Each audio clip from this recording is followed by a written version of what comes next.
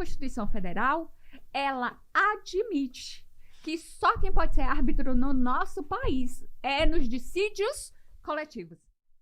No Brasil, está se tornando comum os tribunais do trabalho não aceitarem mais decisões do árbitro em questão de arbitragem. O que está acontecendo, não só no estado da Bahia, mas a gente já vê, acho que a maior parte das unidades federativas do Brasil estão rejeitando a ideia do árbitro. Só uma explicação rápida, gente. Na sua resolução de conflito, o árbitro, é um pouco vulgar falar isso, mas é como se fosse um juiz privado. Ele, pela tendência de ser mais célere, as partes acordam com o árbitro resolver suas questões empresariais, seja o que for. Eu só sinto que nas varas trabalhistas ao redor do Brasil, eu noto que os juízes estão rejeitando decisões de árbitro. E eu gostaria de saber se isso é verdade, se não é, ou o que está acontecendo, se tem algum conflito entre o juiz e o árbitro na área trabalhista. Essa é a minha... Bruno, na realidade não. Não há qualquer conflito entre o árbitro e o juiz do trabalho. Primeiro a gente tem que fazer uma diferenciação. Árbitro, juiz arbitral, embora tenha esse título, ele não faz parte do Poder Judiciário. Ele faz parte de um órgão da sociedade civil, que é o Tribunal de Arbitragem. Que significa, o que é arbitragem? É uma modalidade de meio alternativo de resolução de conflito. É uma possibilidade que as partes podem eleger, né, para resolver os seus conflitos, ou seja, para não ir para o Poder Judiciário. O que acontece, Bruno? Após a reforma trabalhista de 2017, houve a inserção de um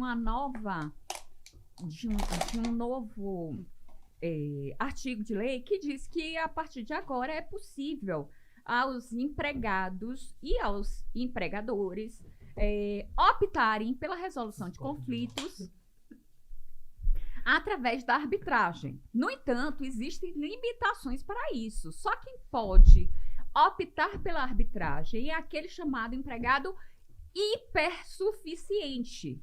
O empregado hipersuficiente, ele tem que ter 2 requisitos cumulativos. Ele tem que ser formado em curso superior, ter curso superior completo, e ele deve ganhar, né, um valor de até 2 vezes, né, a partir de 2 vezes o teto do benefício da Previdência Social. Ou seja, no mínimo, 2 tetos do benefício do RGPS. Sendo que hoje em dia o teto máximo do RGPS é cerca de 7 mil e alguma coisa, quase 8 mil. Então, a gente pode dizer que aquele empregado hipersuficiente é aquele empregado que possui um nível superior completo, e aí também ele ganha a partir de cerca de 16 mil reais, certo? Então, a arbitragem só se aplica a esse tipo de empregado. E também, outra coisa, só se aplica a esse tipo de empregado quando ele opta por isso. Acontece, gente, que você chega lá, né, meu caro Bruno, eu vou te contratar. Eu vou falar assim, Bruno, vou te contratar como advogado, né? Agora, tem o seguinte, você tá aqui a documentação para você assinar, né? Tudo que você tem que assinar, o seu contrato de experiência e tudo. E a opção para você declinar de você abrir uma reclamação trabalhista no juiz de trabalho, né? E você tem que optar pela arbitragem. Quem é o trabalhador que não vai assinar isso? Não existe, gente. Se a pessoa está procurando emprego, ela vai assinar qualquer coisa, até vender a mãe dela, se você der para ela assinar. A verdade é essa. Por outro lado, essa lei que veio, né, com a reforma trabalhista, ela é manifestamente inconstitucional. E por que, queridos? Primeira coisa, a Constituição Federal, ela fala expressamente que a arbitragem só é possível nos conflitos coletivos. E a única possibilidade de haver arbitragem é sendo o árbitro um Ministério Público do Trabalho. Então, a própria Constituição Federal, ela admite que só quem pode ser árbitro no nosso país é nos dissídios coletivos. E sempre sendo o Ministério Público do Trabalho. E nunca nos dissídios individuais. Então, hoje em dia, existe a obrigação, né? Existe essa possibilidade de você aplicar aos dissídios individuais a arbitragem. Isso é inconstitucional, porque a Constituição fala, não sou eu que falo. Não é o juiz de trabalho que fala. É a Constituição que fala que não é possível. Segunda coisa, independente de ter esse artigo lá no bojo da Constituição, nós temos também no artigo 5º, que fala dos direitos fundamentais, né, dos direitos humanos, né, inseridos na Constituição brasileira, a inafabilidade, a proibição de você afastar a apreciação de uma causa do Poder Judiciário. É um direito fundamental do ser humano ter todas as suas petições e suas ações apreciadas pelo Poder Judiciário, certo? Isso também, e você falar que aquele conflito não passará pelo Poder Judiciário, é você retirar o direito de ação daquele cidadão. Então, também é uma inconstitucionalidade.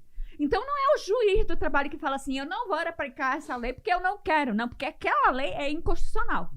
Entendeu? E também, como é que acontece, gente? O juiz, quando ele vai aplicar determinada lei, o primeiro interesse, a primeira coisa que ele deve analisar é se aquela lei está conforme a Constituição. Ora, e se ele não está, e não é só o Supremo Tribunal Federal, gente, muita gente acha que só quem faz o controle da constitucionalidade das leis é o STF, e não é. Em qualquer ação, o primeiro controle que o juiz faz é da constitucionalidade daquelas leis. Então, Bruno, lhe corrigindo, não é o juiz do trabalho, é o juiz, qualquer juiz, ele deve analisar primeiro a Constituição do país. E se aquela lei, ela afronta, está contrário, e não é uma contrariedade de interpretação, é uma contrariedade literal. Então, existe uma contrariedade literal, né, da Constituição. Fora isso, também existe a contrariedade dos princípios constitucionais. Mesmo que eu quisesse falar assim, eu parei de estudar na hora que eu passei no concurso, não quero mais estudar, né? Eu sou um juiz que parou de estudar lá em 1920, quando eu fiz o meu concurso público. E existe o seguinte, gente, nós temos vários princípios no nosso ordenamento jurídico, que são princípios, por exemplo, fundamentais, de garantia de acesso à justiça, de garantia de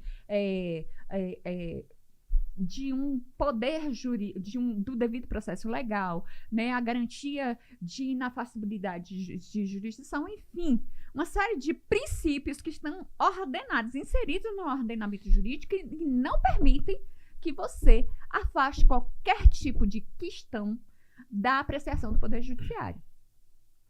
Certo? Então, não é uma questão do juiz não querer. É uma questão, não é porque o juiz tem má vontade com os tribunais arbitrais. Os tribunais arbitrais têm sua importância e sua relevância.